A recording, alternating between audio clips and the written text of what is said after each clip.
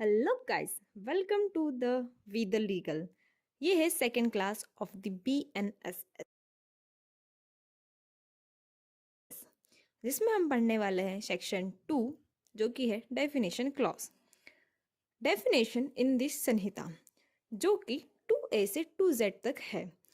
इन definition का जो number के साथ है वो याद कर लो, मतलब कौन से नंबर पे कौन सी डेफिनेशन है उसे अच्छी तरीके से याद कर लो। Unless the context otherwise required, यह लाइन तो बहुत जगह पड़ी होगी, आज इसका मतलब भी जान लो। यहाँ पर डेफिनेशन है 2A से 2Z, जैसे कि बेलेबल हो गया, बेल बॉन्ड हो गया, बॉन्ड हो गया, चार्ज हो गया, कंप्लेंट हो गया, पुलिस रिपोर्ट हो गई और बहुत सारी है ETC। तो उनका मीनिंग क्या होगा? तो अनलेस में यानी कि उन वर्ड का जो जनरल मीनिंग है, जिनको इसमें डिफाइन किया गया है वही का वही होगा। But if the context otherwise required, जहाँ पर स्पेसिफिक प्रोविज़न दिया है वहाँ पर उसका मीनिंग उसी कॉन्टेक्स्ट से होगा। इसको एक एग्जाम्पल के रूप में हम समझते हैं। मान लो कि बंगाल में कोई लॉ है और उसमें लिखा हुआ है कि unless the context otherwise required.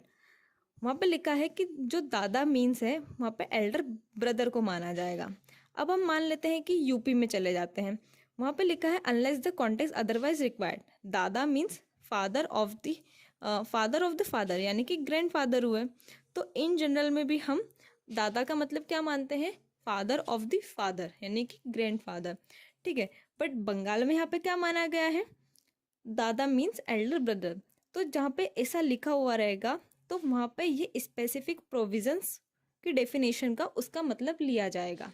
तो वहाँ पे दादा का मतलब एल्डर ब्रदर को माना जाएगा।